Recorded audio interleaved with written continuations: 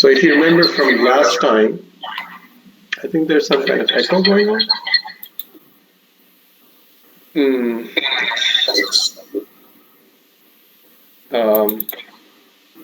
Michael, do you have like two windows open possibly, or?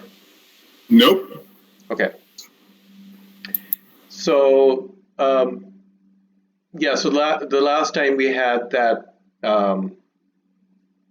ring structure with these links going up and down and left and right in the tree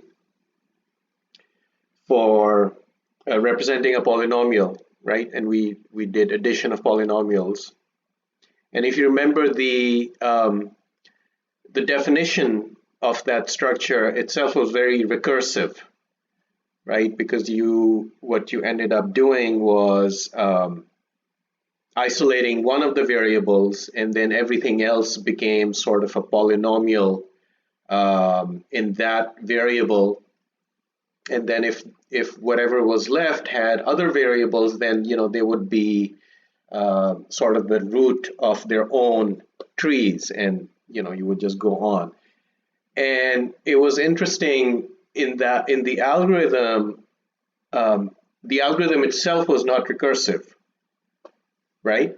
And in fact, Knuth has very deliberately avoided recursion throughout all the content that we've covered so far, even though many of the topics have been very recursive. And the reason seems to be that he had devoted a future chapter entirely on recursion. It's called chapter 8. And so in that introduction to the algorithm last week, there's a little bit towards the end, not at the introduction, I think after the algorithm, where it says that we will see a different way of doing this in chapter 8, which is less complicated. And even though he doesn't say that it's recursive, but I did look up, chapter 8 being on recursion, and so it occurred to me that that's probably what he has in mind, the recursive solution using that same data structure. So Arthur, I was talking about the problem from last week, the addition of polynomials, that the data structure was very recursive, but the algorithm itself was not recursive, because I think two reasons. He wanted to illustrate sort of using these links. I'm sorry? I wasn't that far away during it, so yes. Oh, okay, cool. So I was wondering if maybe we could spend like a couple of minutes looking at that and see what would that recursive algorithm be. What would it mean in terms of that data structure? How would we proceed? So I don't have a slide prepared for it because it wasn't part of that section that we're going to cover today. But I would think. Yeah, go ahead. I would think that with recursion, by the way, I'm getting a little bit of echo from you, I think.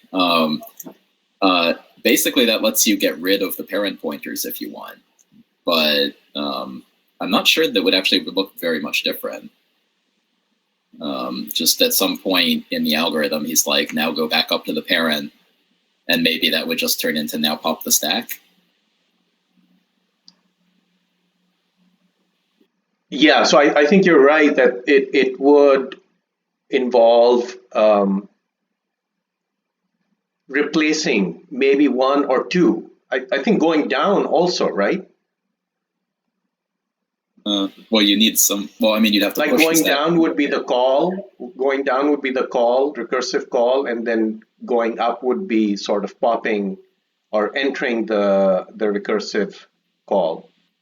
Yeah, but I mean, you're actually getting rid of the parent pointer entirely from the structure. Like, you don't use it anymore. Whereas you still need the down pointers to follow them down. But yeah, you just push at every level and remember the parents on your recursion stack. And so within that recursive call, then the body of that function would just be like matching the right term and then moving, were we moving left? I was thinking the iterating over the children from right to left would remain part of the algorithm. I mean, any iteration can be turned into recursion if you really wanted to. You could recurse over each of the children, right?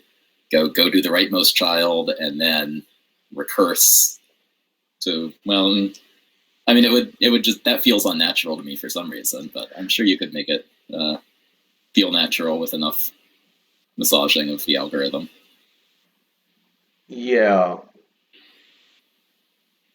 Yeah, that part, I'm not sure if that would be recursive or would make a lot of sense to turn that into something recursive. So, because it would turn into tail recursion. If you wanted to turn it into like recursion, like non-tail recursion, you would want to express the problem in the form, do my other children and then do me. And the problem is you don't know how many other children you have, right? Yep. No, you can do this. You can say, if there's someone to the right of me, then recurse on them, and then once you've done that, do me.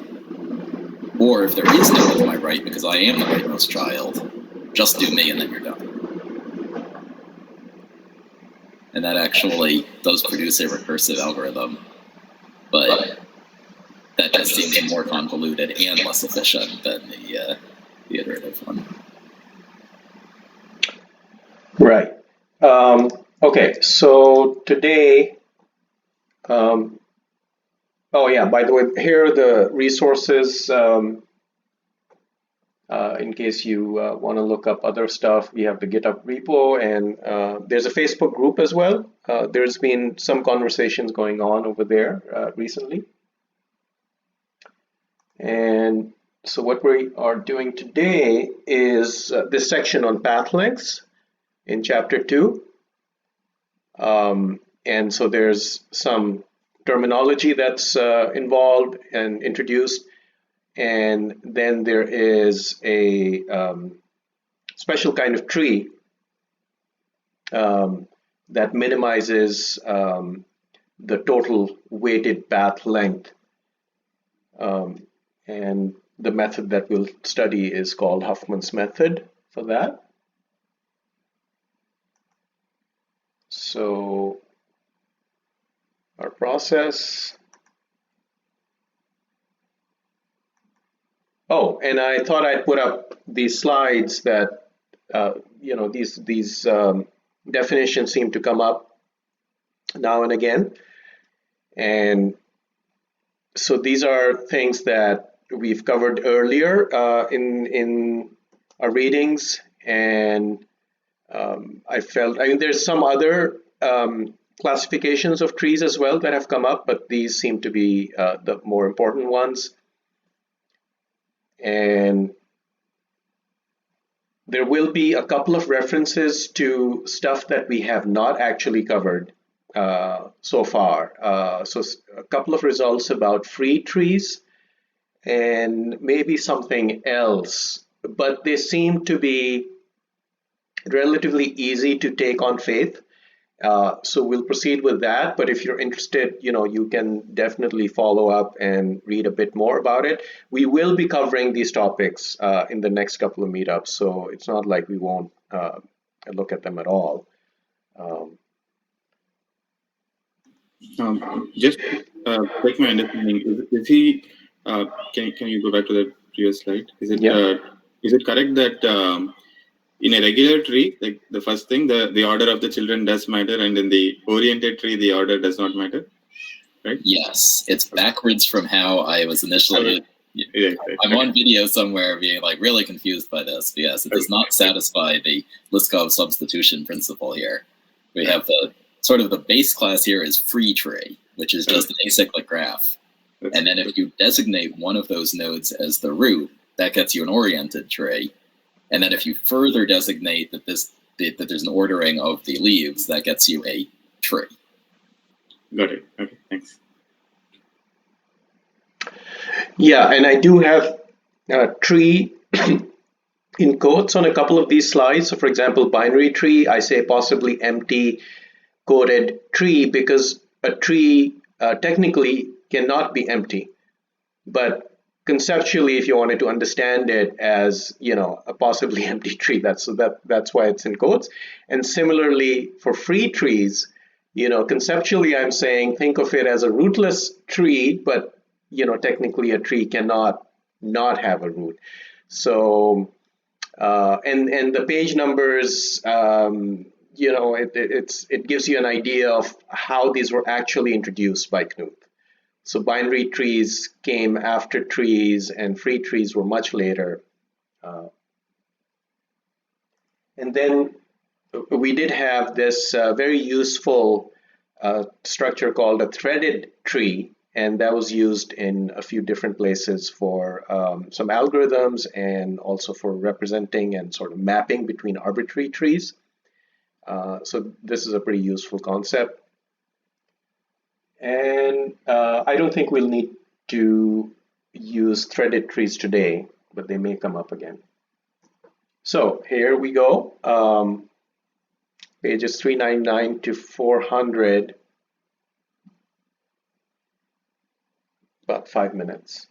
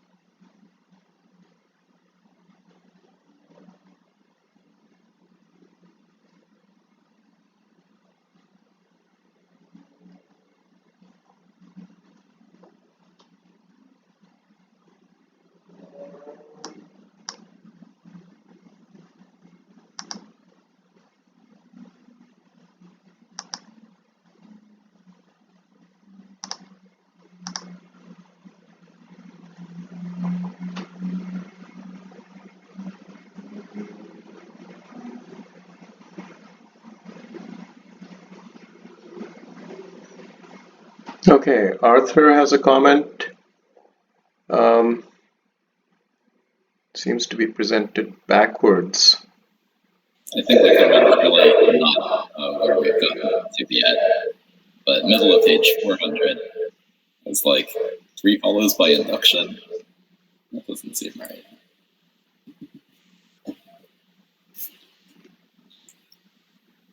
Are you, I think you've read past the part that, yes. oh yeah. So that's a little later, but that's fine.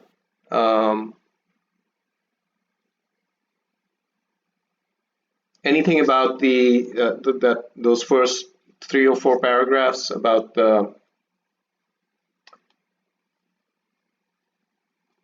how he derives s is equal to n plus 1? Is that pretty clear?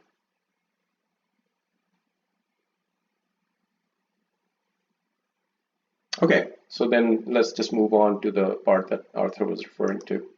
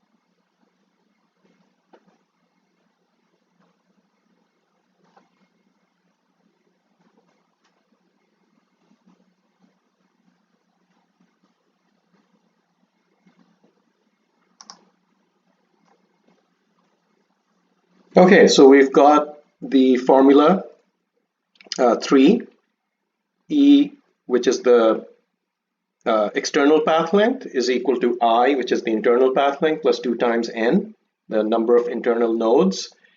And so there's Knuth's explanation, and Arthur has a variant in the chat. So either one, if somebody wants to explain.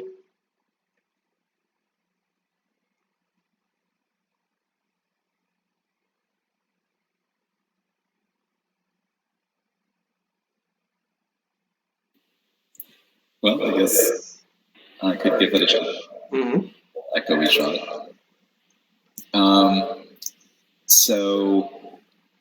Right, so to prove that formula 3 holds, we just need to prove that it holds for the empty tree, which has, as I understand it, 1 external node and 0 internal nodes. Does that hold? Wait. Yes, so the external path length is 0, and the internal path length, I suppose, is 0 because we have no internal nodes. Mm-hmm. And n is 0 because the tree is empty, so it holds for the empty tree. Okay. And then consider replacing one of the external nodes, one of the square nodes, with a circle and 2. And then, of course, since this didn't used to have any children, now it's got 2 external children hanging off it.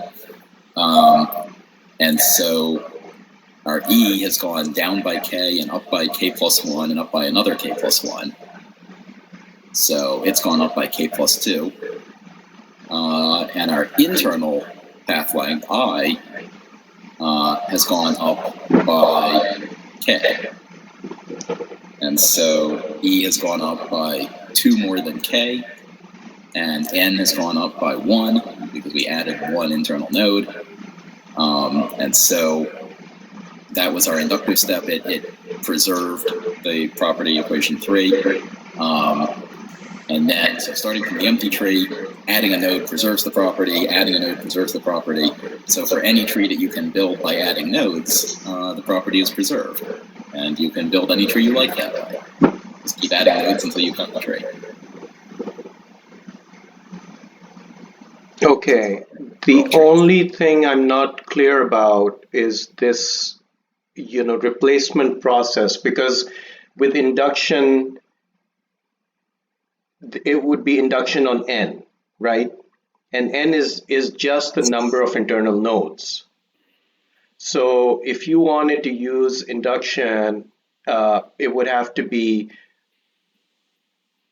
assuming there's a tree with n minus 1 internal nodes.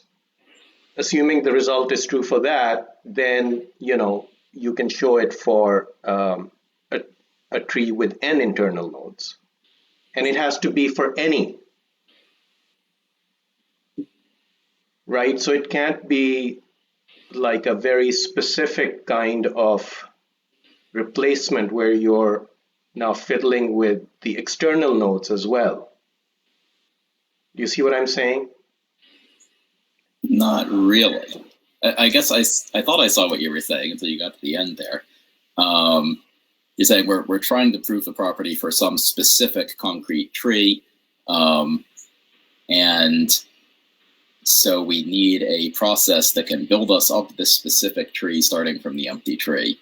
And so Knuth is presenting this as a process of removing nodes from this tree,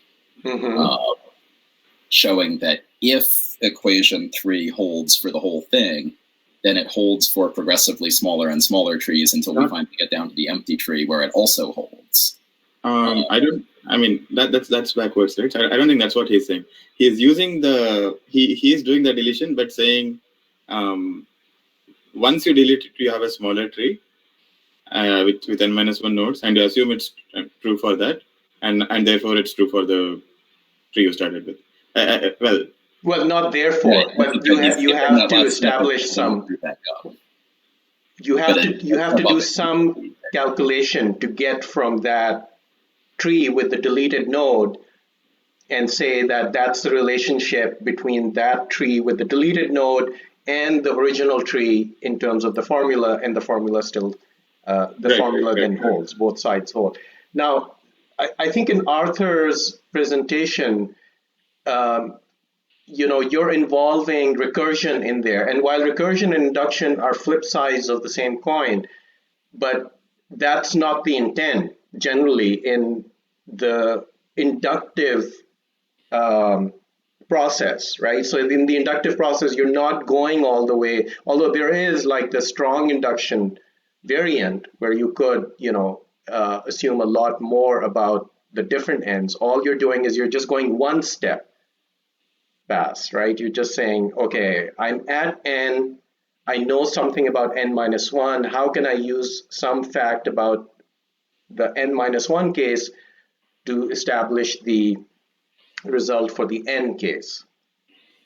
Right. My only objection in my original comment was that he's going the other way around, right? He's starting with a tree with n nodes and saying, suppose we removed one of them, that preserves the property.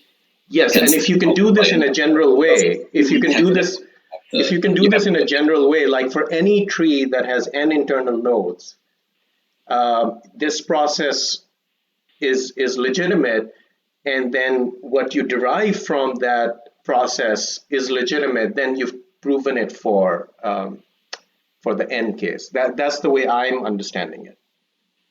Yeah, I mean, to say it differently, I think the induction is not going backwards. So, I mean, of course, I think all of us understand like all the ways, but just to say it right. So, I think the argument is something like this. So, as you did, you prove it for n equal to 0, and now you assume it's true for all n up to, for all numbers up to n minus 1. And now you take a tree with n nodes, you do this deletion step, and you're left with a tree with n minus 1 nodes, and you use the induction hypothesis and say, in this tree, e is I plus 2n minus 1, and therefore in your and you have removed, your net change has been minus 2 by doing this inductive step. So, so the induction is still going forward. So it's just the relation between the n and n minus 1 is going the other way. I don't know if that was clear or maybe it was, but yeah. Okay, so I would still add a sentence here. If I were teaching this, I would add a sentence that said, so the net change in E going the direction we care about for the proof is plus k plus 2, and the net change in I plus k. Mm-hmm.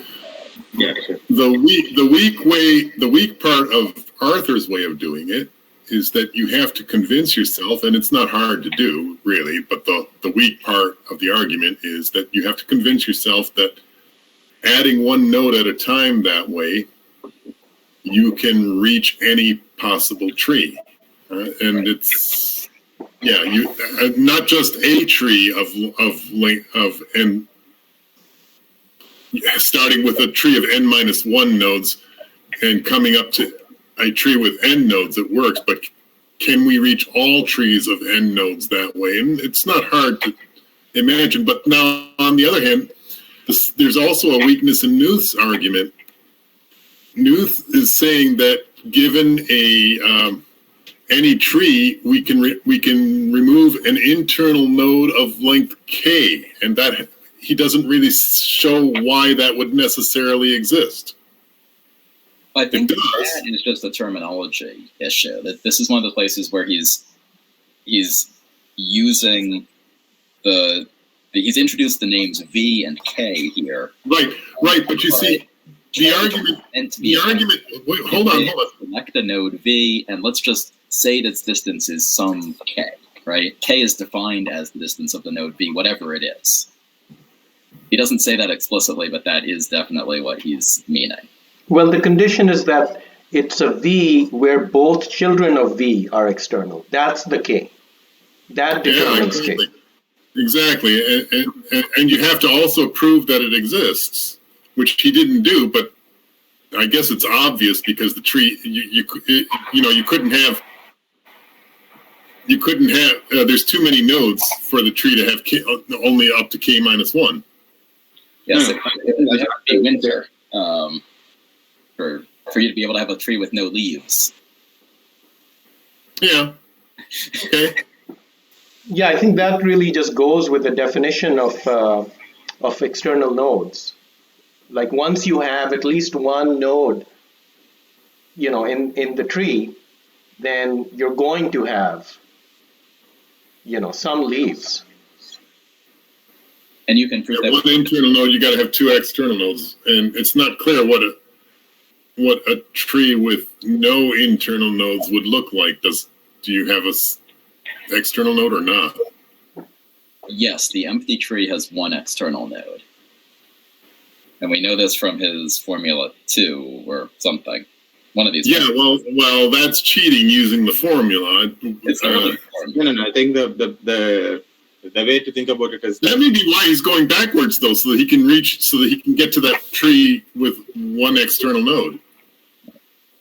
Yeah, very top of page 400, he says it is clear. So obviously it is clear. I mean, another way of saying is that, like, when you actually represent it on a computer, there's external nodes are the null pointers and the internal nodes are the non-null pointers, right? So the way you would represent an empty tree is to have, say, whatever, r equal to or t equal to null. So that's why it has one external node.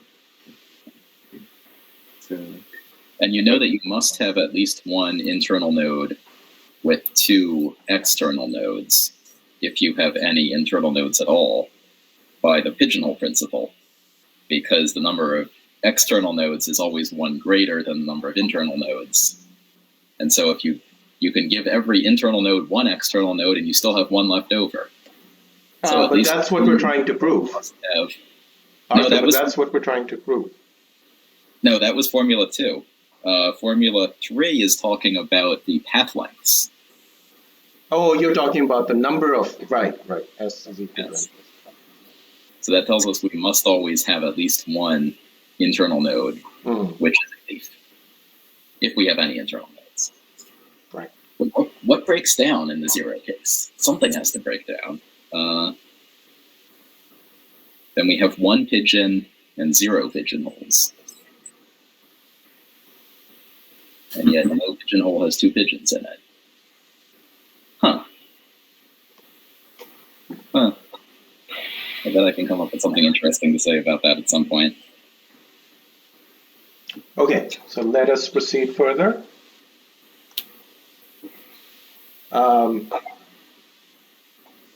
So this is just a few paragraphs spanning pages 400 and 401. And it's just till that diagram 5 on page 401.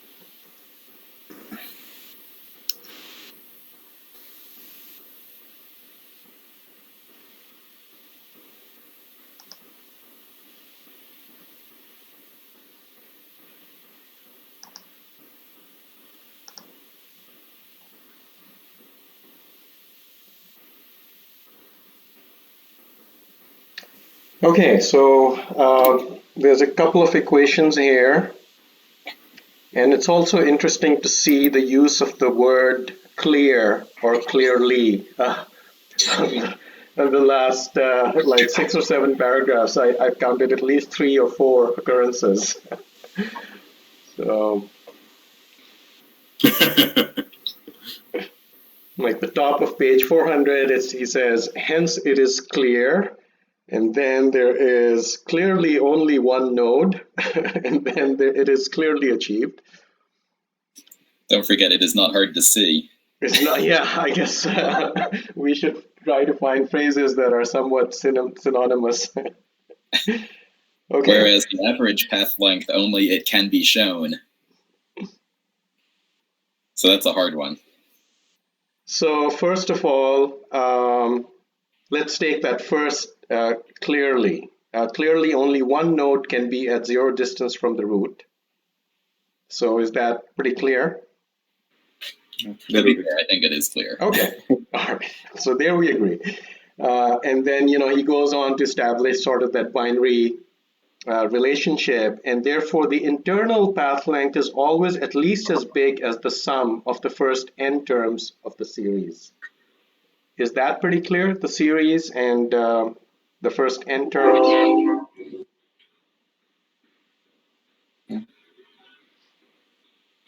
Yeah. There are n terms because you have n nodes, and each term he says is a floor of log k, which also makes sense. Okay. So, okay, so that part is also clear to you, Srivatsa, the summation series formula that he's given?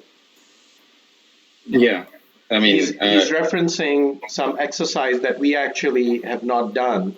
So, right. So I just took that sum on faith, but yeah, exactly. I took the sum is obvious, equation 4 is not obvious, but I'm willing to take it on faith. I was trying to figure it out in my head, but I imagine it's probably not. It's not hard to show, but I couldn't do it in my head. Srivastava, do you have a sort of intuitive explanation of that result? Not really. I mean, but if you look at the next sentence, I think you can probably get there directly, right? Like the n log n plus O of n is probably, well, I'm not sure. So that's following from 4. So if we assume that 4 is true, then what is the optimum value? No, 4 is already the optimum value, right? 4 is the minimum possible sum of the first, minimum possible internal path length for n nodes. Okay. Yes, so 4 is already the minimum. All right. Yeah, the top of page 401 is saying the optimum value 4, which is given like that expression is roughly, in terms of big O, it's n log n. Okay, and how are we getting that? How are we getting the n log n? So the n log n is that first term, n plus 1 times q. Q is basically log n. So that term is basically n log n minus, and then 2 to the power of q plus 1, where q is log n. So that's roughly n, or roughly 2n, but whatever. and n plus a constant. So all of that was some linear factor of n. Right? Okay. Okay, and then he shows that tree in diagram 5. So that's clearly achieved in a tree that looks like that.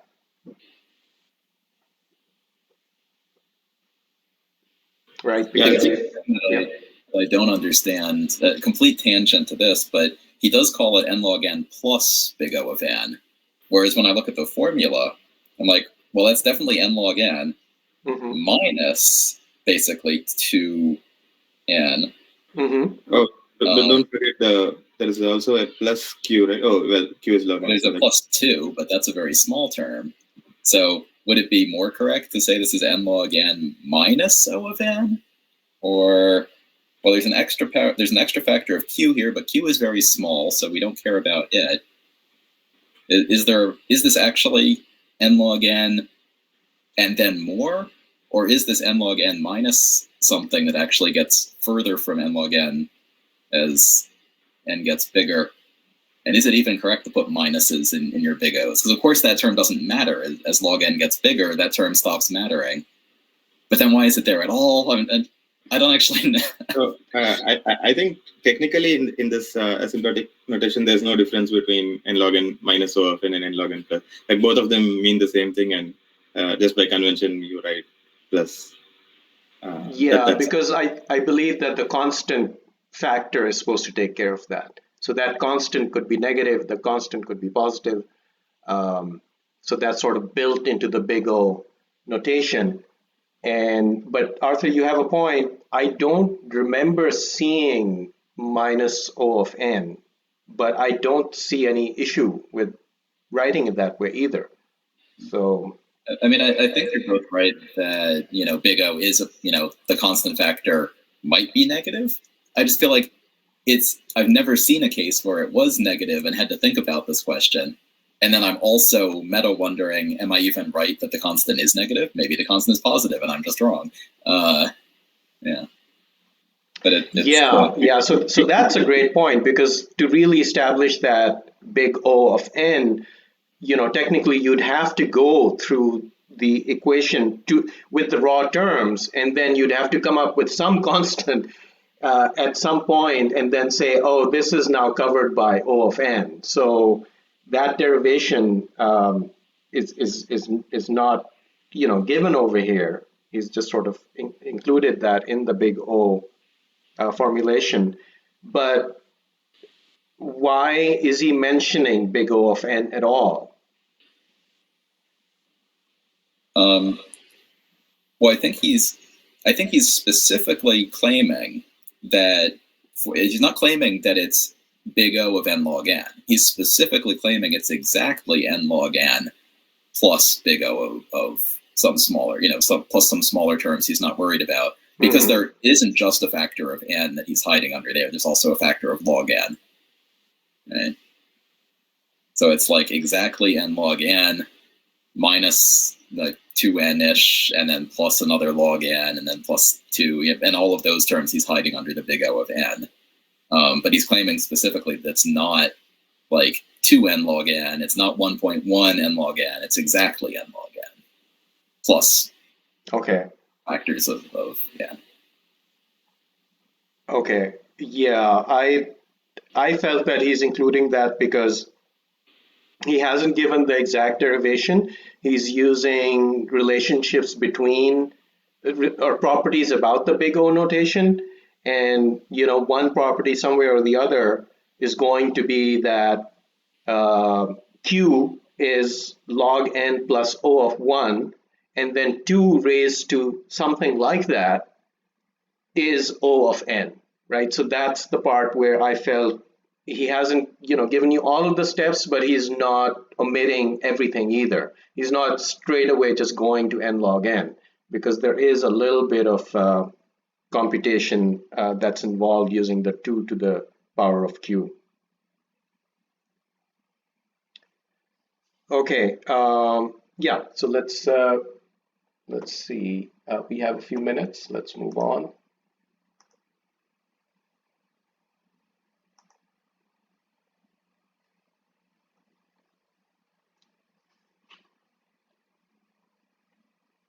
So this is just till the top of page 402.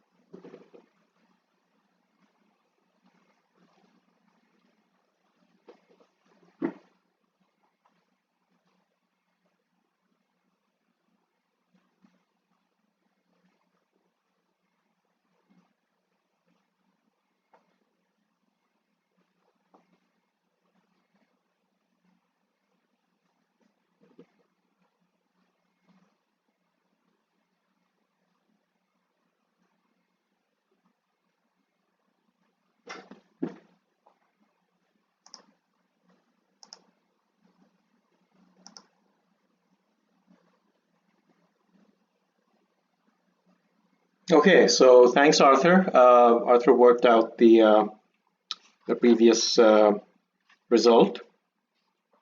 And so what about these general t-ary trees. Yeah, makes sense. Makes sense. The parent node relationship, and the children, the formula for the children. What about the very last equation 7 on page 402? Did that make any kind of intuitive sense or not so much?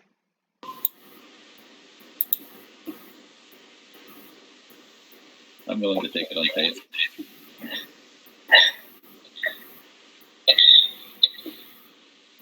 Okay, great. So let us take. I think I'm getting some echo from Michael's side, but Michael, did you have something to say? I had nothing to say, and I don't know why you think it's coming from me. I don't have. I have a bad connection, though. I think.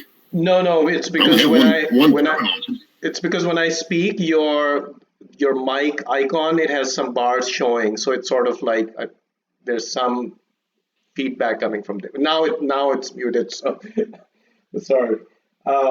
Yeah, so let's take a 10-minute break till 3:12, and we will reconvene.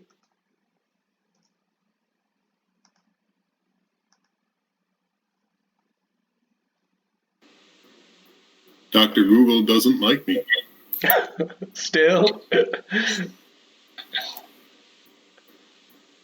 I can't even turn the mic off. It's just sitting there. So when you click on the icon, it doesn't respond? Yeah. It's not responding. And you're running Chrome? I'm running Firefox, I think. Okay, so I wonder if that is just something that doesn't work as well in Firefox. Are you opposed to using Chrome or? Don't know whether I have it. Okay, well, don't try it now.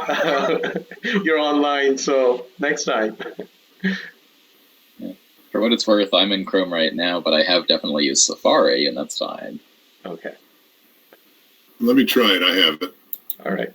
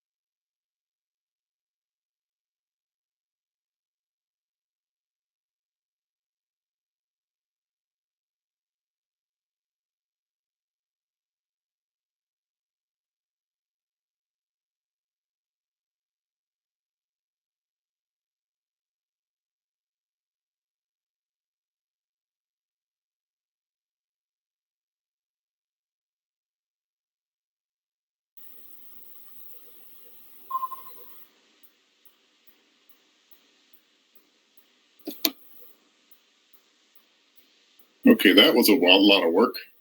How am I now?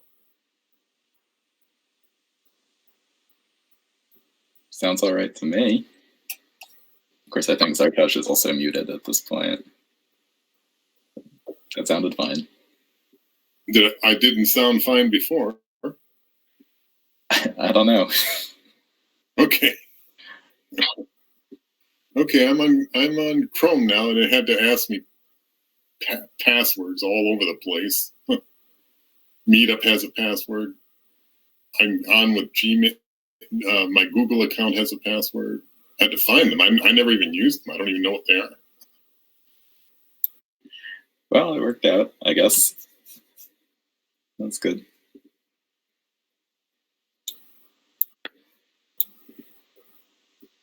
And I can turn my mic on and off, I suppose.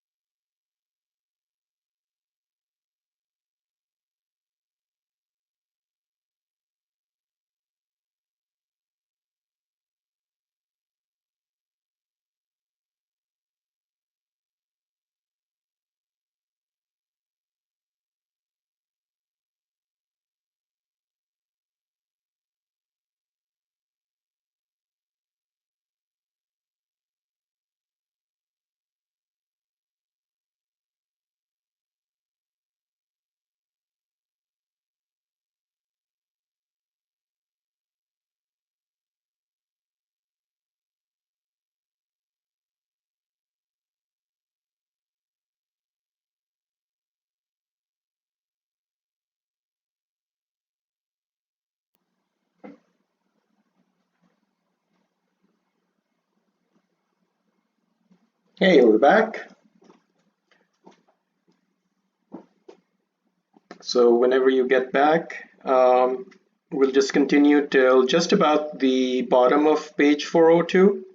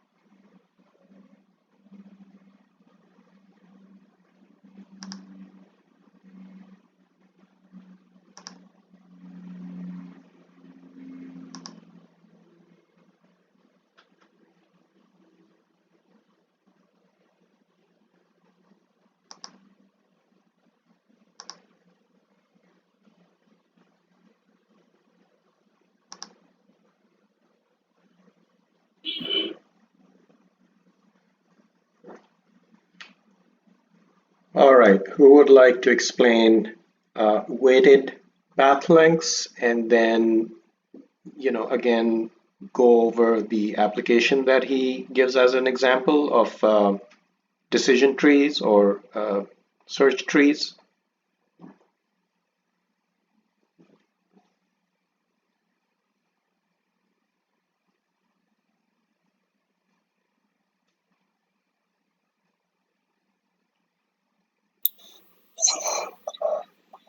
Well, weighted. Can I talk without? Go ahead, Michael. I blame Sartosh's multiple personalities here. You sure you're all muted on that side, Sartosh? Other than the one with your face on it?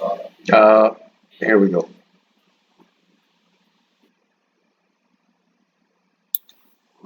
Okay, how about now? This sounds a little bit better. Yeah, I think so.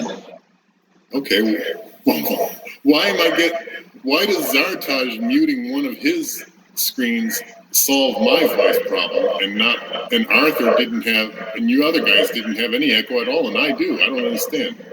But anyway, weighted path length is just putting a weight on every one of the terminal nodes, on every one of the external nodes, and then you multiply the path length times the weight. And why that's important is if you have some type of, the example he gives is a searching algorithm, although there could be others. If something that you are going to search for very infrequently, you can give that a higher weight so that it's further down, the tree, so that you can find the things with the lower weight more at lower levels of the tree. That's what I get from it. So if you can arrange it, if you can arrange things so that you're most likely to find something that has a lower path length. If the weight is proportional to the amount of work that you have to do for computing that node, then it would be helpful to arrange the tree so that the weighted path lengths are minimized. Yeah, I think that his choice of describing this as he says it will constitute an optimal search procedure. And I had a hard time turning that phrasing back into like a mental image. I mean, I'm already familiar with Huffman trees and I know where we're going with encodings, but describing this as a search procedure, I could not wrap my head around exactly what that was meant to convey to me. No, it's the earlier in the sentence, in the paragraph, he says, consider a binary tree as a search procedure where we start with the root and make tests. But what kind of tests are we making?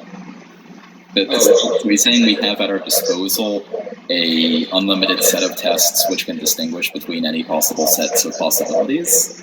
Like I have a test that will distinguish case 11 from cases 2, 3, and 4, and I have another test that will distinguish, cases 4 and 11 from cases 2 and 3, and so on. And I'm selecting these tests and placing them in the tree.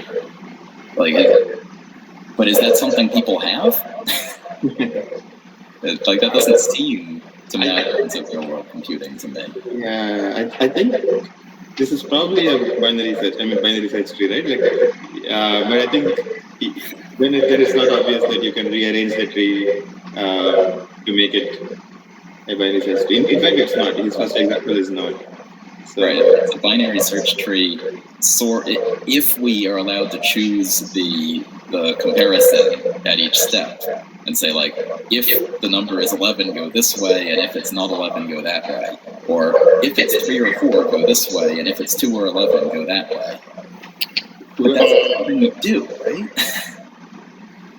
Well, I think if you look at the first example and you swap the two children of the root's left child, right? So you have, and then it becomes a binary search tree. So you have 2, 3 on the left, and then 4, and then 11, and then you can just do a binary search.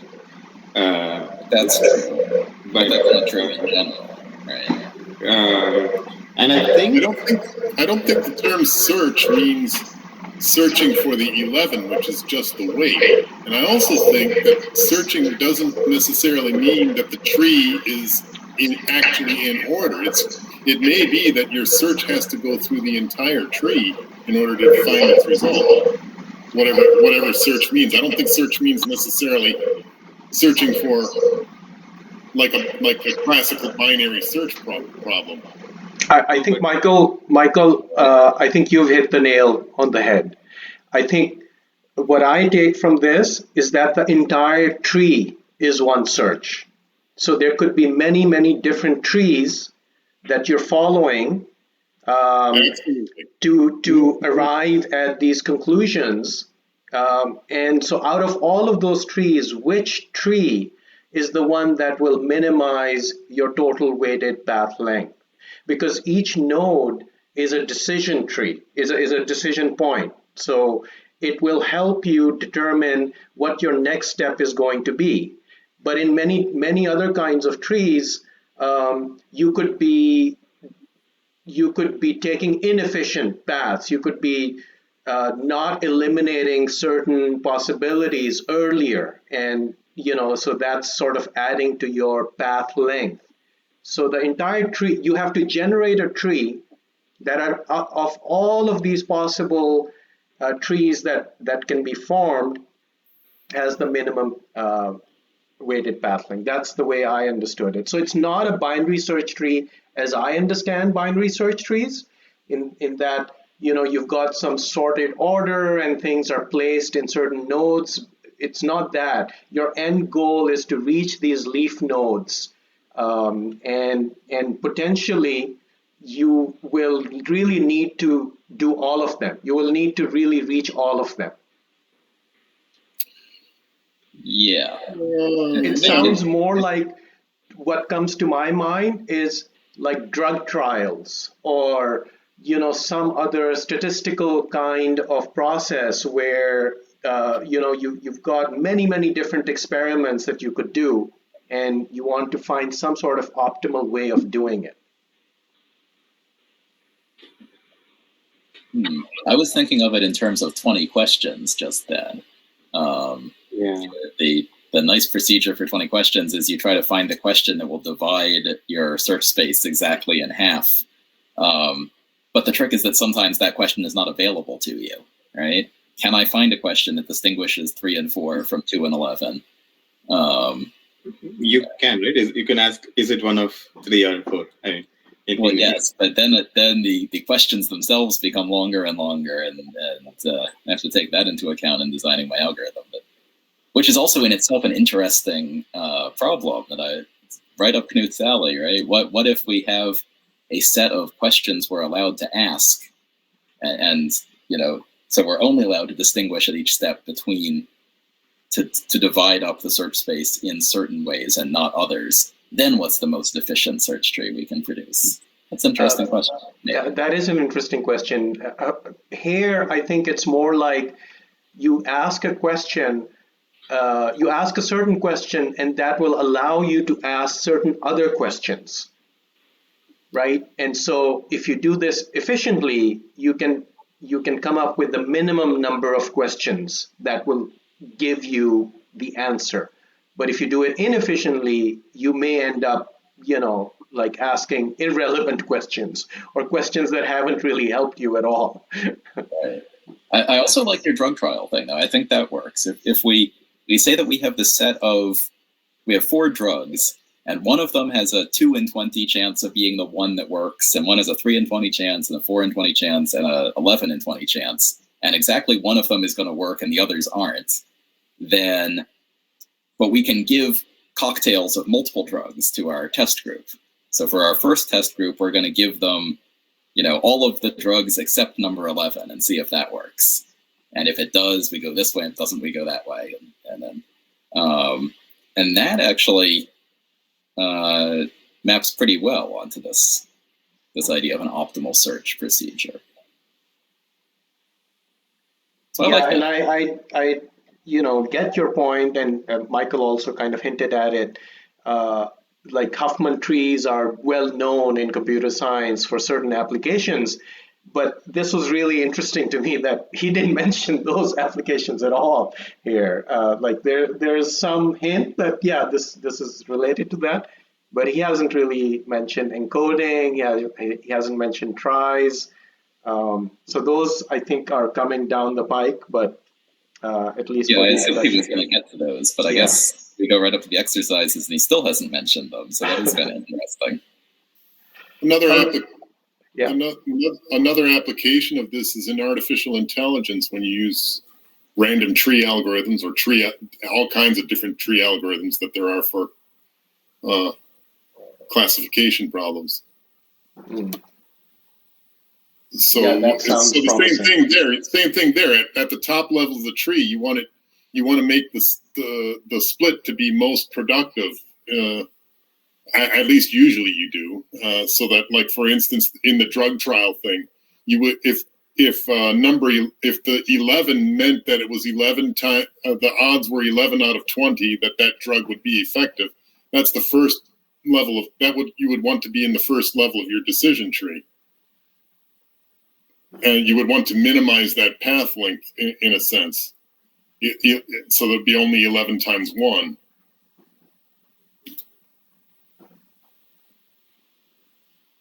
Okay, And cool. Go ahead. I've got one more tangential question here, which I'm going to have to go. I'm going to make a blog post about this probably. So there's the Huffman algorithm for producing this minimum path length tree.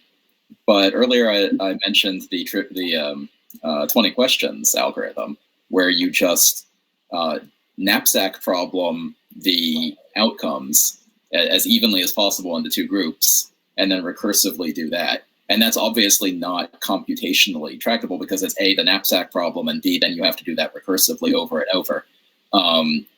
But does that produce the same tree, or does that produce a different tree, and is that a suboptimal tree? So what's the knapsack? Well, if you have it playing the 20 questions problem, you could come up with a question like, take your 2 to the 20th possibilities and say, is it in this list of 2 to the 10th or 2 to the 19th elements, or is it in this list of 2 to the 19th? And at every level, you could come up with a question like that, and then you would solve it. You know what I mean? I'm wondering, does that produce the same tree structure as Huffman? And if the answer is yes, okay, cool. So we have two algorithms, one of which is efficient and one isn't. And if the answer is no, then it must produce a suboptimal decision tree, and that feels weird. Well, that dividing your 2 to the 20th things into 2 to the 19th and 2 to the 19th doesn't seem like the best way to do it, even if you could do that, because there are some things that are very, very unlikely that the other person is thinking of, and there are other things that are very likely. So you want to... Yeah, but we're dividing the weights, right? That's what makes it the knapsack problem instead of just dividing two. By the way, the knapsack problem is we have a collection of weights and we're trying to figure out how close can we get to a given target, or a decision problem of, is there a set of weights that exactly fills this knapsack? Right? So take your 2 to the 20th possibilities. Well, let's just say 20. Multiply each one by a weight, so that the more common ones have a higher weight and the less common ones have a lower weight. And now make it a knapsack problem. Try and divide all of those 2 to the 20th things such that their weights are even. Right.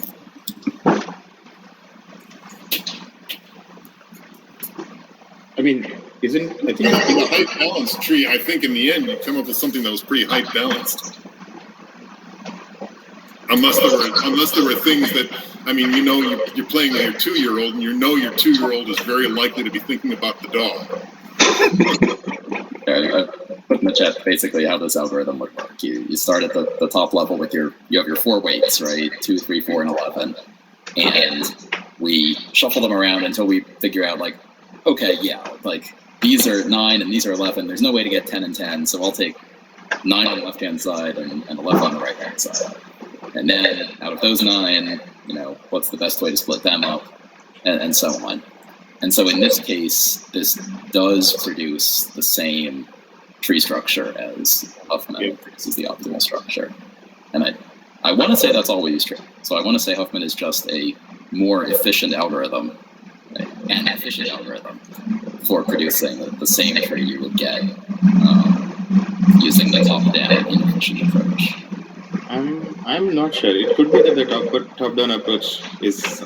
I mean, do you know for a fact that top-down approach you described as will always give you the best tree, smallest tree? No, I don't know. It feels like it ought to, but I don't know, and I'm just realizing that I don't know and thinking, isn't this interesting? I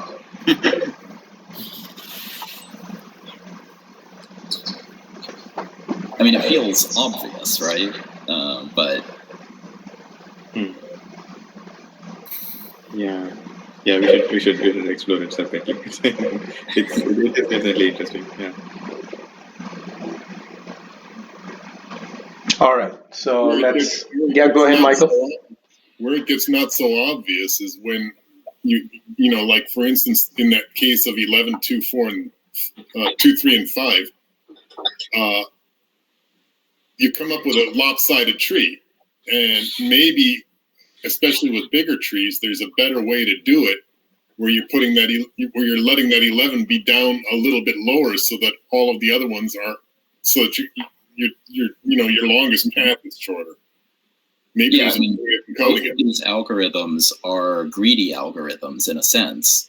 That Huffman they're both greedily combining Huffman from the bottom up. Once we combine two subtrees, we will never uncombine them and try something different. We never backtrack. We just combine until we're done. And that turns out to be optimal. And then with this 20 questions approach, we're starting at the top and dividing, which is actually very computationally inefficient, but it's still greedy. Once we have divided, we never backtrack, we never recombine. We divide and divide and divide in a greedy way. So one is greedy bottom up, the other is greedy top down. And it's not obvious that they're the same, that they produce isomorphic results. It feels like they should, but it's interesting that there are these two algorithms. Anyway, back to the book. Okay, back to the book, and now we are looking at the actual algorithm. It's not really laid out in algorithmic steps, but Huffman's method, reading till 3/4 of the way down on page 403.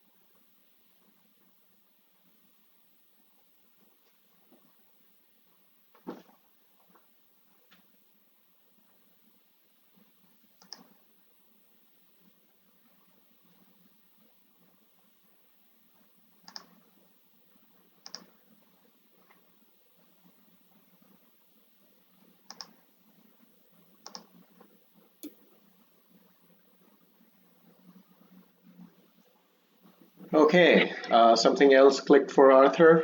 Do you want to explain your comment? Sure. So I think this was actually in the part we were reading right before this. But before he talks about optimal search procedure, he says we can apply weighted path length, minimizing the weighted path length to the merging of sorted sequences.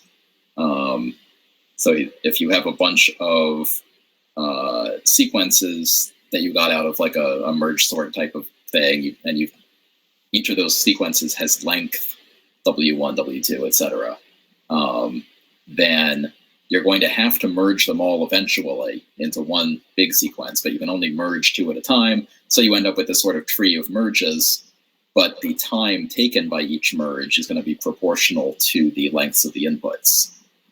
So you want to merge the smaller sequences first. But you don't just want to keep merging. Like, you don't want to say, well, I have one longest sequence and a bunch of small ones, so I'll merge all the small ones together and then hit the long one. Because by merging small sequences, you come up with a long sequence. And if you keep merging small things into a long sequence, you're taking more and more time. So you end up with this, well, you know, the Huffman algorithm produces the optimal way to merge them. Yeah, that would be interesting to merge, to instrument a merge function and try out different things. Okay, so the algorithm or the method itself, could somebody explain how that works? It's actually, now that I've thought about merging sequences, it ends up being pretty intuitive if you accept that we're looking for a solution to the merging sequences problem. Because we have these n things we have to merge together. So let's just pick the smallest two and merge them. And now we have n-1 things. And now just keep doing that, right? And when you're done, they'll all be merged together. But just do the smallest two at a time, every single time, and that's your answer. And then look back at the tree of what you did, and you'll find that sometimes you were, you know, merging into the same sequence over and over, and sometimes that became big, and so you gave up and went over here and started merging these because they were smaller. Yeah, that sounds like a really good description. And it is a very simple explanation once you kind of realize what the motivation is. Do we need to go through the table, you know, that he has of the various steps? Anything that wasn't very clear?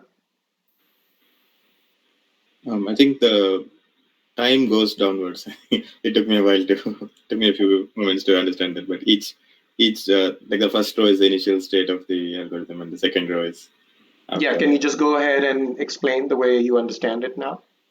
Right. So the first row is the input 2, 3, 5, 7 up to 41, and the two underlined numbers 2 and 3 are the smallest two.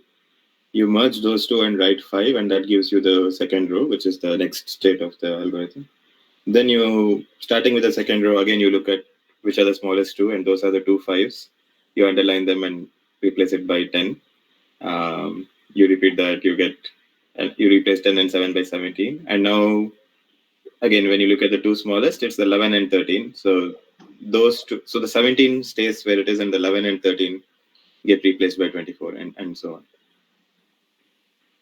Okay, very nice. Yeah. What's your understanding of the complexity of this algorithm? I think you need to find the two smallest at each time, which is so you probably need some sort of a heap or something like that to remove these two things and put them back. So I would think it's something like n log n, but yeah, I'm not very confident. In the next step, he's actually going to give us a very clever way of doing it in linear time. Cool. Yeah. Oh, by the way, I think this example also answers like Arthur's side question, which was so if you just look at the left subtree, which has these 5 numbers 19, 23, 11, 13, and 29, and you were to do the knapsack partitioning. I think you would end up putting 29 and 19 on one side because they add up to 48, and then 23, 13, and 11 on the other. But and that gives You're right. This is not, because you can interchange 23 and 24, right? And that definitely improves the exactly here. But that leaves everything at the same level. So it's still optimal, and yet it is different, and it is, everything's at the same level. No, I'm actually suggesting interchanging 19 and 24. 19 and 24. Yeah, that would be better, right? That'll have to still be the same, right? I guess. Levels won't change, yeah. It's at the same level. So okay, so we need to think. That one doesn't change. But those are different trees. It's not even, it's not like we're interchanging just the left and right subtrees. We're actually, we're changing the shape of the tree there. Right. So we have multiple, what do you call it? Multiple possible optimal trees that are equally good. And the greedy algorithm, the top-down algorithm produces one kind of tree, the bottom-up produces a different kind of tree, and they're both deterministic. So, yeah, I guess that does disprove the idea that they produce the same tree. Yeah. Shall we talk about a bit more about the possible data structures that you would use for this method, and how would the algorithm actually construct this tree?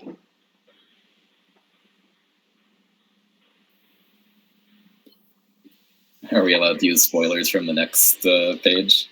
You can use anything you want. If you've read ahead, that's fine. Yeah.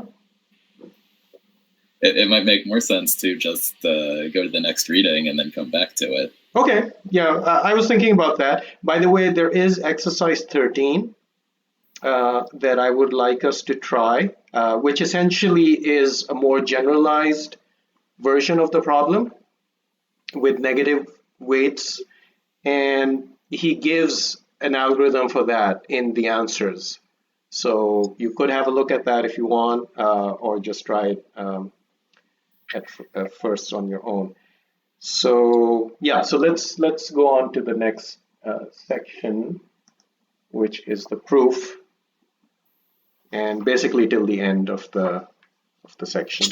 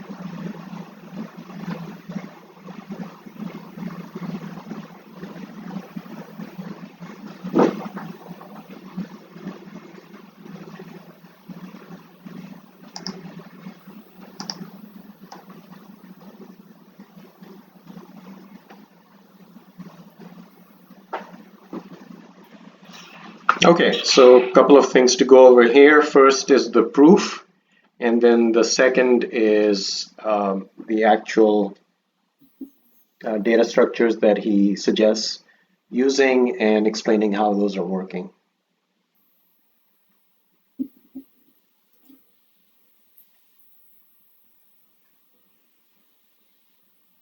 Can somebody explain the proof or whatever they've gotten out of that explanation so far? I really didn't get the part where he exchanged the nodes on the with W1 and W2. If you exchange the nodes, you're changing the whole length of length of the tree. But you're not increasing. That's his point, because those are the minimum weights. And the maximum distance from the root. Right, and the maximum distance goes together. So as far as the minimum weighted path length goes, we should be fine. So W1 and W2, it's probably going to turn out that they are already the maximum distance from the root, but they might not be children of the same node. And so he's saying just pick some node V that's at that bottom level and just move W1 and W2 to become its children. That can't possibly increase the weight of the tree. So then how does that help us? Wait, why is that true? Why is that true? Because they might have been at some lower level of the tree. No, there is no lower level than V. V is already up higher level of the tree. They could be at a higher level, but in that case, we'd be swapping W1 with something bigger than W1. And so we're increasing W1's length, but decreasing that bigger guy's length. But what we are minimizing is W1 times its length. So if we move it down a level, we're increasing the length that you're multiplying the W by. But we're also decreasing the length you're multiplying that bigger guy by. Remember, W1 is the smallest possible weight. So the guy we're swapping him with is going to be bigger. So we're adding.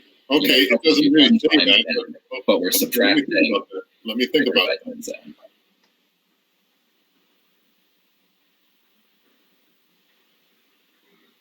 Yeah.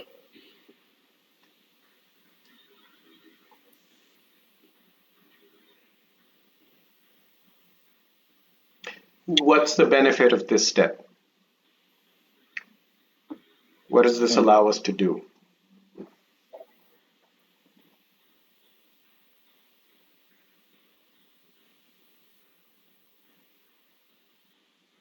Oh, it allows us to say that we can assume that W1 and W2 are children of some node, of the same node. And then? And therefore, and then the second step is, if you assume that a tree is of that sort, then you can replace that small subtree with an internal node and these two W1, W2 as external nodes with just with their sum. Okay. And that. And then you can apply the inductive hypothesis? Well, and that is basically Huffman's algorithm, because once you replace this, and now you're saying that the tree with minimum path length for this replaced weights will be a tree. So you're right that the step is mimicking Huffman's method, but what is the proof step that corresponds to saying that yes, this procedure will give you the minimum weighted path length tree? And actually, looking at this procedure, I'm not sure why we are replacing it with W1 plus W2 and not W1 plus W2 plus 2. Because we're taking away two nodes at level K. So we have like K times W1 plus K times W2, and we're replacing them with a single node at level K minus 1. So we have K minus 1 times W1 plus W2. Because that's what Huffman's method says to do. So that's why we're doing it. But how does it get away with that? Why doesn't it need to have a factor of... No, because I think only the sum of the path lengths of the external nodes matter. Oh, but wait. Yeah, but we're shortening two paths by one. Yeah.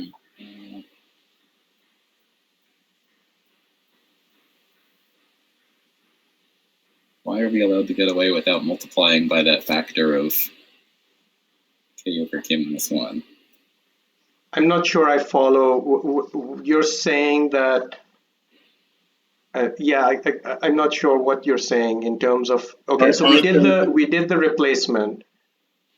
I think we're not actually replacing that node. We're just saying that if we move the W1 and W2 over to here, it's when you put the children back, it's gonna be minimal. When you put the In other words, we're merging those three nodes into one, right? Well, there's two bits. There's the exchanging the children of V that Michael was talking about, and then the merging of nodes that you were talking about. Yeah. Yeah, we're still trying to solve the problem of the tree having W1 and W2 as separate nodes, but we're saying let's put them together on the same internal node, and that's why. And when you do that, we're not trying to calculate the total path length of the tree where those two are merged. Yeah. We're leaving it at the fact that it has W1 and W2 as children. Right. And the calculation works. Right. So another way of thinking about it is, although this sum decreases by 2, if you were to go back and replace this internal node with 2 children, it would increase by 2. So Exactly. I think we're on the same page there. So this is what you're still not. So well, the only reason that we're bringing it up, and with that step, we're moved on to merging. But why when you merge, don't you have to account for that extra 2 path length that you're removing from the tree? I see that over the course of merging everything together, we will be constantly removing 2 at a time from the path length. So no matter how we merge these nodes together, we'll always end up removing 2 n. Right, but when you add it back, you will add that 2 path length back. So where in this paragraph are we adding things back to the tree? No. Okay, so let me say this way. So you have this W1 and W2, 2 external nodes, and you replace them with one node, right? And which has the weight their sum. And you're right that the resulting tree will have a path length of 2 less, right? That's what you're thinking about.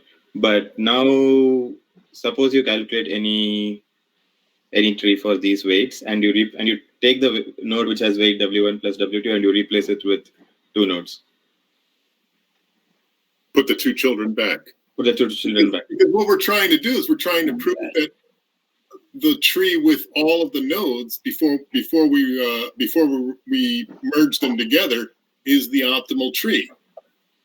So we're trying to prove that the tree with W1 and W2 as children node, and in order to do that, we brought them together and used the fact that it was optimal. It was optimal when there was n-1 nodes. We already know that, and because of that, because we know that the tree with n-1 nodes is optimal, we now prove by induction that the tree with n nodes is optimal. Your point is right, Arthur, that if you were trying to calculate the total path length of the merged tree, yeah, it's different. It's gotten a little bit less by that factor because it has 1 less node and you've taken away 2 child nodes. But that's not the tree that we're trying to work with. That's not the tree that we're trying to prove is that the one with n nodes is optimal. Yeah, I think another map that onto an optimal tree of n-1 nodes. Another perspective is that this cost of this reducing the path length by 2 is a necessary cost of reducing the number of nodes by 1. I mean, this is almost exactly the thing we saw at the beginning of our session with equation 3, where we proved that E is I plus 2n. where we every time we remove, we replace a internal node with 2, which has 2 external nodes, the quantity goes down by, the net change goes down by 2. And in a way, it's the same kind of backwards induction, isn't it? We're working with the tree of n nodes, and then we're mapping it onto something with n minus 1 nodes, instead of taking the tree with n minus 1 nodes and adding 1 node to it in a way that gets an optimal tree. It's the same kind of thing, but it works. There's no reason why you can't do that. Okay, so the way I would think of this is we're structuring the proof the same way Huffman's algorithm is structured. We're saying, let's say we took W1 and W2 and combined them, and then we recursively figure out, how to organize this into an optimal minimal tree. And then one of those external nodes must be W1 plus W2, because all of the leaves are the weights. So one of those leaves is going to be our weight. And then let's split that back up. By splitting it back up, we are adding 2 to the overall path length of that tree. But, and this is the step that was kind of glossed over, in my opinion, no matter where we put W1 and W2 in a tree, we're going to be adding 2 to the path length. So that's unavoidable. So, okay, we added the bare minimum 2 that we wanted to add. Yeah, but also in the proof, we are already assuming that W1 and W2 are the 2 children of an internal node. That was the first step of the proof. Yeah, that's part's easy. That part works like regular math. Right. And in the second step, we are proving that among all trees that have that structure, where W1 and W2 are children of a certain node, that those trees map one to one to trees that have W1 plus W2 as an external node. Yes, let's do that. Be able to say, I know that we're adding 2 to the overall path length, but that's the minimum we could possibly add. There's no way to put W1 and W2 in the tree without that 2. So we remain minimum, right? If you look at the paragraph that at the very bottom of 403, carrying over onto 404, I'm saying I have 0 problem at all. Everything up to contains the subtree 10 at the top of 404. It says, now it is easy to prove that. That is the sentence where you can tell even from the structure of a sentence that he's leaving something out. So that's like part of having. Yeah, so that's exercise 9. And the key for me really is that we are starting with a tree that has minimum weighted path length. And so with this procedure, using the inductive hypothesis, we're going to show that you're not going to increase that weighted path length. So you will remain the same.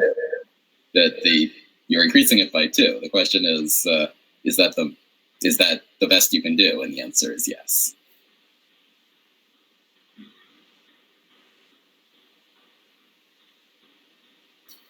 There's an apocryphal story that went around when I studied math at Michigan State University, that a professor was drawing out a proof on a blackboard and said, from this, it's obvious that you can get to this.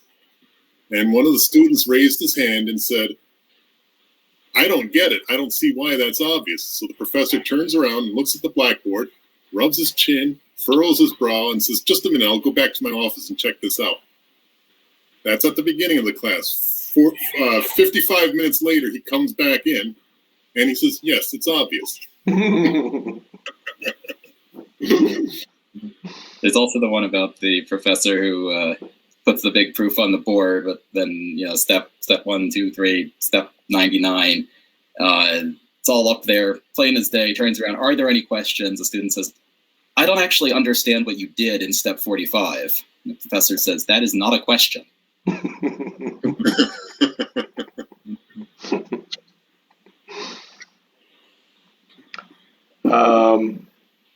Okay, so let's now look at the data structures and how he proposes to use them, so then we don't have to ever search for the minimum 2 weights again and again.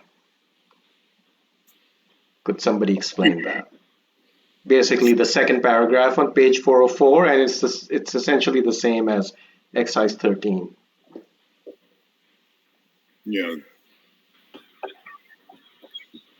So this is a neat idea. This is the clever idea I mentioned that lets you do it in linear time.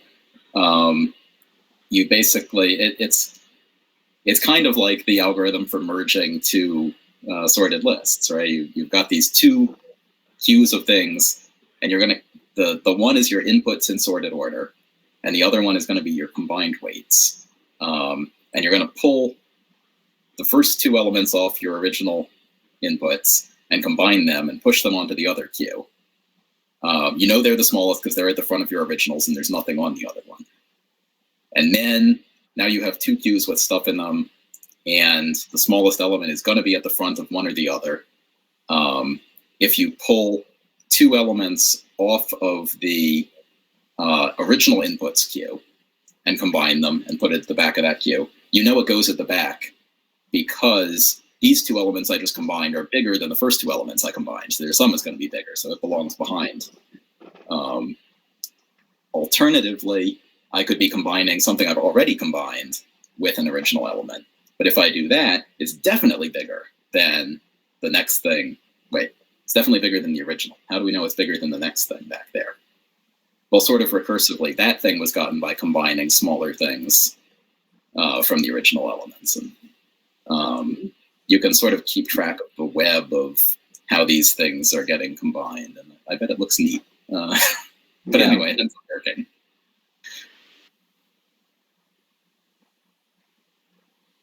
Okay, and for the tree, is that pretty straightforward? Like the construction of the tree? Of the Huffman tree? Yeah. Yeah, I mean, I think yes. Could you spell it out? I guess it depends what you mean by construct the tree. I mean, every time in the end, I want a data structure, an object that's a tree. I want the links and... Well, instead of storing just like integers in your queues, you could be storing, nodes, records that have a value, and then like left and right children and a parent pointer, something like that. Basically recapitulating figure 11, right? Where he's actually storing in the every time when you have your two queues, and you look at the top the front elements in each of the queue and decide which one. Oh, wait a minute. No, I thought I had it. When you decide which two elements to combine, you're going to make a node, and the two children of that node are going to be the two elements that you combined, and you're going to make a new node that is the combination of those two. Okay. That's how you structure. And so in the queue, how are we going to associate what's in the queue with the tree that's being constructed? I mean, I would say the nodes are in the queue. The nodes are in the queue? These are queues. Yeah, you could just, they could be in the queue, or you could be building it in a separate piece of memory. I guess it depends on your requirement. Yeah. It depends also on how the queue works. If the queue is going to be moving things around, then you don't want to have links you don't want to try to have links in the tree to be nodes in the tree. But if the queue has to work by moving things around rather than a circular list, depends on how it works. Well, it's Knuth, so we know it's not going to be moving things around too much. But yeah, you could have a... So then your queue would have to be some kind of a circular list. Or really, I guess each node just needs like a right pointer, as long as you have a pointer to the tail of the queue. In addition to all of its tree-based stuff. Exactly. Right? It's also linked into the queue. Yeah, you could do it that way. Or you could have queues of pointers, right? You're building the tree over here, but then in this queue, you've got pointers to like, I'm referring to this node and then this node. So you put the address of the nodes in the queue instead of the. Yeah. it being Knuth, he'd probably put, the index of the node as a small integer. But yeah, pointers. I guess nobody's looked at the answer. I just glanced at it, so I didn't look at the details of the steps, but they're there if you're interested. And where? In the answers, in the answers. Oh, okay. Yeah, in the answers. So, any comments on the last couple of paragraphs? He says Huffman's method can be generalized to t-ary trees. What would that be? So if it was a 3 tree, you would combine the 3 lowest nodes. Yep. The 3 lowest, okay. Yeah, add them together, and the new node would be the sum of the 3. Something that's the obvious way. That's the obvious way to do it, and maybe that's not the correct. I think that is correct, but I think it's worth pointing out that you still, if you're doing this efficient algorithm, you still just have 2 queues. You have a queue of original values and a queue of constructed values, combined values, and you're just pulling 3 things off. Maybe all 3 come from over here, maybe 2 come from here, and 1 from here, maybe all, right? So it's not like merging lists where if I'm trying to merge 3 sorted lists at once, I'm like pulling 1 value from each, or comparing across all the lists, right? This is still a 2-queue algorithm, no matter how many, what n-ary kind of tree I'm building. Yeah, that's really cool. What about the second to last paragraph? Did anybody really get anything out of that, where he mentions that the tree that's constructed could have a function? Yeah. Yeah, it actually minimizes the weighted sum of any convex function over all such trees. Yeah, so minimum weight for any convex function. So this is saying instead of constant weights, you've got some function, right? No, you still no. The weights are constant. The weights are still constant, but it's sort of, instead of the fixed lengths, you've got some. You've got a function of the weight of the length. Of the length.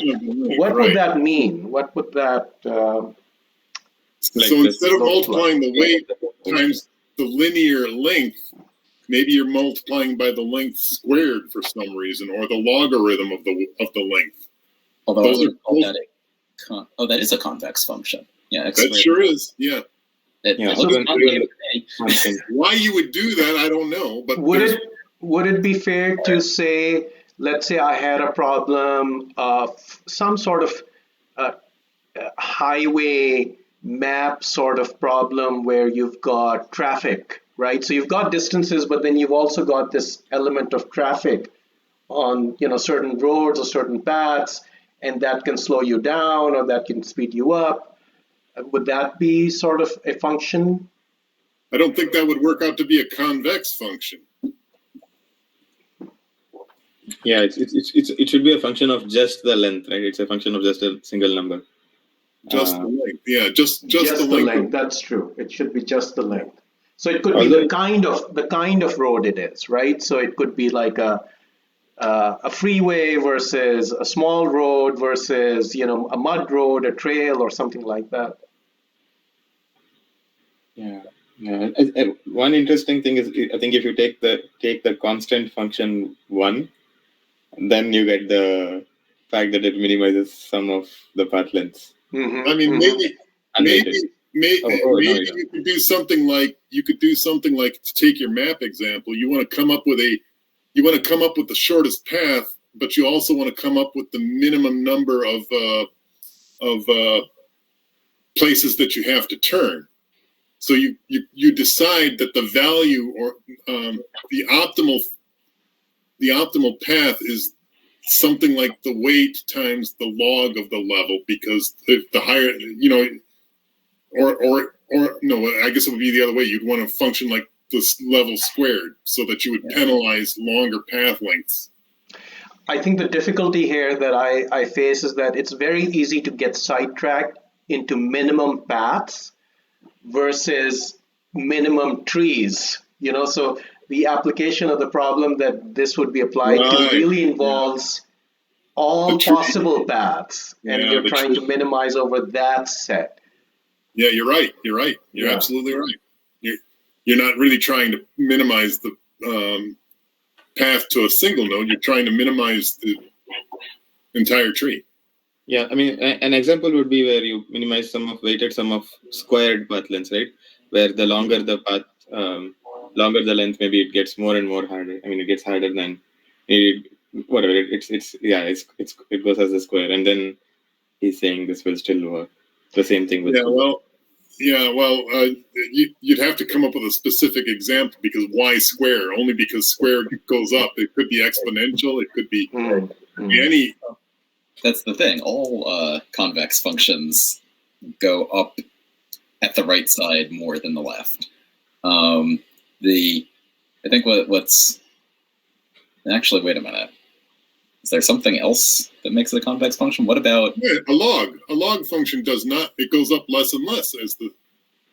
Yeah, and I don't think that's a convex function. Although I'm just getting this from Math World, and I don't know what Knuth means by it. And like I said in the chat, in my day in high school, we didn't have concave and convex. We had concave down and concave up, and I don't know if that's what he's talking about or not. Oh, I see what you're saying.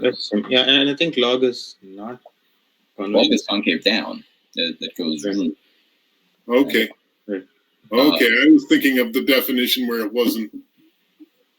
But for example, x minus 10 squared, I would call that concave up because it looks like this, but it doesn't start at the origin. So it has a period where it's going down before it goes back up. Right? I was thinking. I don't think that that's what he's talking about either. I was taking it to mean strictly increasing, I guess. Concave is the same as what you're calling concave up. They are the same thing.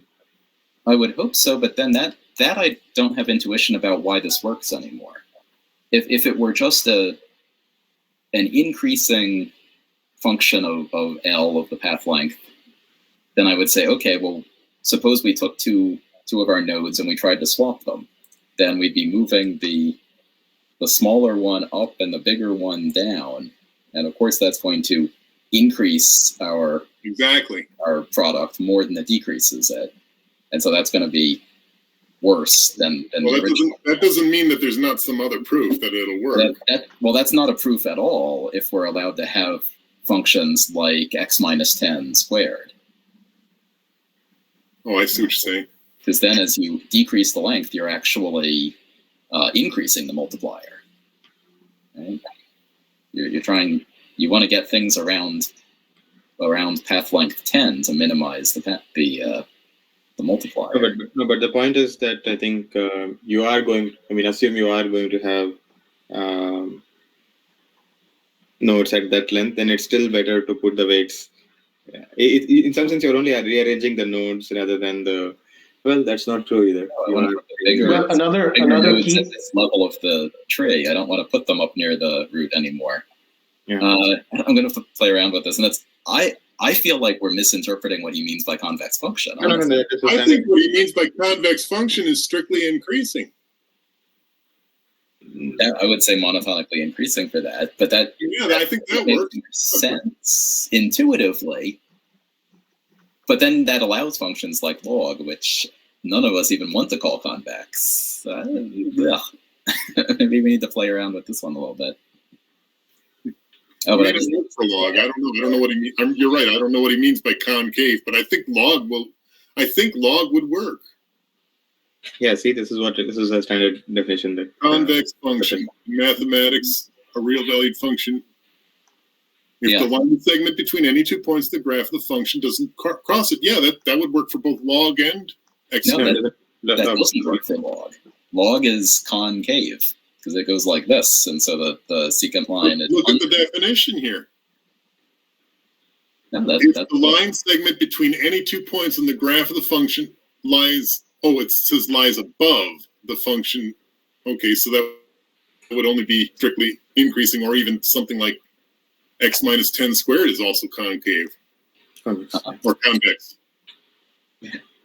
Yeah, that's If why you I did- said, like, you these did concave function of they have minus multiple terminology. Yeah. L minus 10 squared, then you're right. The optimal tree is going to want to put everything at level 10.